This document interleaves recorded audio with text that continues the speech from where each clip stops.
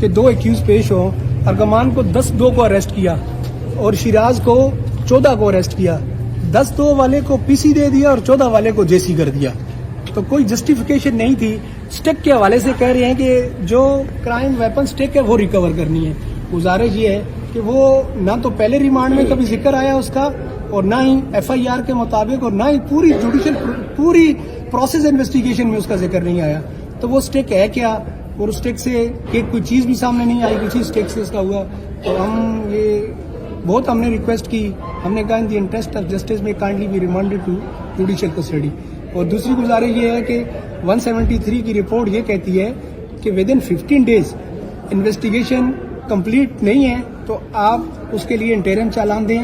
Interim چالان پھر بھی اگر چاہتے ہیں تو 3 دن کا گریس پیریڈ اس کو ملے گا 173(1)(b) کے تحت. لیکن نہ تو کوئی انٹرم چالان تھا, نہ کوئی ایسی پروگرس رپورٹ تھی, اور جج صاحب کے سامنے انہوں نے بات کی لیکن ریکارڈ میں کوئی چیز بھی نہیں تھی. پہلے ریمانڈ میں جب پیش کیا تو ملزم کے لیے ایم ایل او لکھتا ہے کہ ہی از مال ٹریٹڈ بائی دی پولیس. لیکن 27 کو جب ہم نے اپلیکیشن دی پھر پیش کیا, پتہ نہیں ارغمان کو پیش بھی کیا یا نہیں کیا, نہ ہمیں پوچھا نہ ارغمان سے پوچھا. تو ارغمان بھی یہ کہتا رہا کہ مجھے مال ٹریٹ کیا, بس اس کو پھر بھی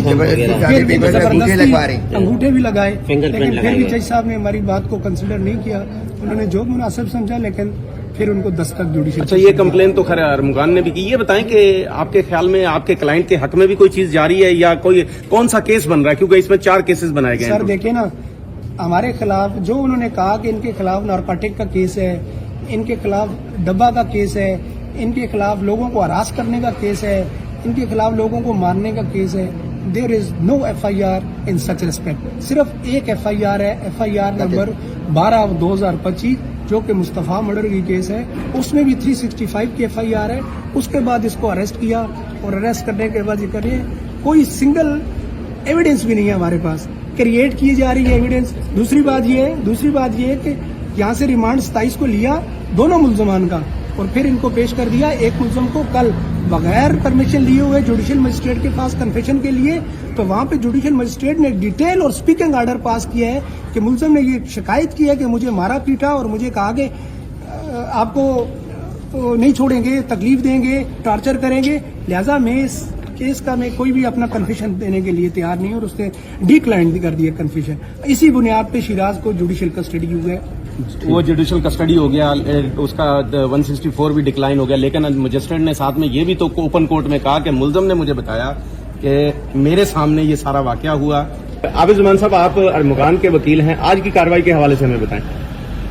آج جج صاحب نے جوڈیشل جو جج صاحب انہوں نے آج 6 دن کا ریمانڈ دیا ہے, اور شیراز کو انہوں نے جیل کسٹڈی کر دی تھی, تو اس کو 164 کے لیے پیش کیا گیا تھا. اس کا ایک سیٹل لا ہے کہ جب وہ 164 کا بیان نہیں دیتا تو جیل کسٹڈی اس کو کل جیل کسٹڈی ہو جانی چاہیے, جو کہ نہیں ہوئی, مگر آج اس کو جیل کسٹڈی کر دیا گیا, اور ہمارے وکیل کو 6 دن کا ریمانڈ دیا. اچھا, 14 دن کا پہلے جسمانی ریمانڈ ہو چکا تھا آلریڈی اس کا ارمغان کا, تو اب مزید جسمانی ریمانڈ کیوں دیا گیا؟ 30 دن تک ریمانڈ لے سکتی ہے پولیس, اے ٹی اے میں 30 دن تک ریمانڈ لے سکتی ہے, مگر ہم نے اپلیکیشن اس میں دی کہ 14 دن میں انہوں نے 15 days میں چالان جمع کرانا ہوتا ہے, انٹیریم چالان. اس کے لیے ہم نے اپلیکیشن دی کہ آلریڈی 15 days سے اوپر ہو چکے ہیں, تو اس کے لیے ہم نے اپلیکیشن دی کہ چالان نہیں جمع کرایا گیا انٹیریم, تو وہ ہم نے اپلیکیشن آج موو کی ہے, تو وہ ایک ریکارڈ کا حصہ بن گئے. تو یہ وہ فلاز ہیں جو پروسیکیوشن کے کیس میں آئیں گے. آپ کی اپلیکیشن پہ کیا ہوا, صرف ریکارڈ کا حصہ بنا ہے یا کوئی ریکارڈ کا حصہ ہی بنانا ہوتا ہے؟ ہم نے اس پہ جو بھی آرڈر کرے ہم نے اس کا ریکارڈ کا حصہ بنا دیا. ٹھیک, تھینک یو. انیل صاحب, یہ ارمغان کے ساتھ مقابلے میں جو ڈی ایس پی صاحب زخمی ہوئے تھے, ایک کانسٹیبل زخمی ہوئے تھے, ان کا کچھ اتا پتہ نہیں کہاں ہے, وہ اس وقت کس حالت میں, اور محکمہ پولیس نے ان کے لیے کیا کیا اب تک؟ وہ بالکل جو ہے وہ ان کے ٹانگ پہ گولی لگی تھی, ان کا ٹریٹمنٹ ہوا, ان کو باقاعدہ ہم نے جو ہے ان کا جو ہمارے اسٹیٹ جو پروسیس ہوتا ہے وہ فالو کر کے ان کا ٹریٹمنٹ کیا ہے. ان سے ہم رابطے میں بھی ہیں, مسلسل ان کو پوچھنے بھی جاتے ہیں, اور انشاءاللہ وہ جلد جو ہے وہ اس سے جاب ہو کے دوبارہ اپنی اس میں آ جائیں گے واکنگ پوزیشن میں انشاءاللہ. اچھا, کہہ رہے ان کی سرجری بڑی لیٹ کروائی گئی. ارغمان نے اپنے بیان میں نا ایگزیکٹلی یہ بتایا کہ یہ کیوں ہوا نمبر 1, اور یہ اس نے سب کچھ کیسے کیا. کیوں ہوا ہمیں امپورٹنٹ ہے کہ اس نے اس انتہائی اقدام پہ گیا کیوں.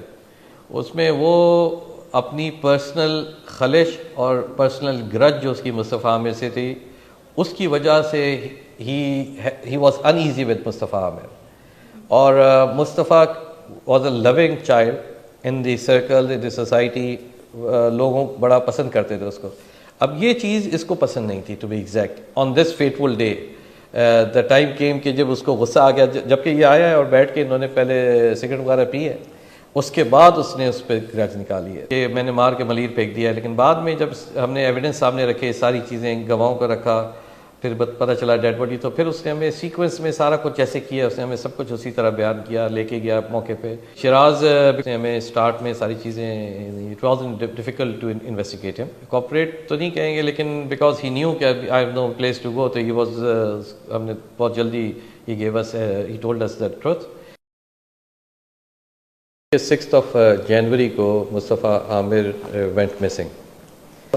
7 جنوری کو اس کی ایف آئی آر رجسٹر ہوتی ہے درخشان تھانے میں کہ missing and taken away by unknown people. اس کے بعد انویسٹیگیشن شروع ہوتی ہے مسنگ کی، کڈنیپنگ کی انویسٹیگیشن ساؤتھ میں، اور تقریباً 15-20 دن تک وہ ڈفرینٹ اسپیکٹس پہ انویسٹیگیشن کرتے ہیں. اس کی گاڑی کو ٹریس کرنے کی کوشش کرتے ہیں. ہی بلیک مارک ایکس کار.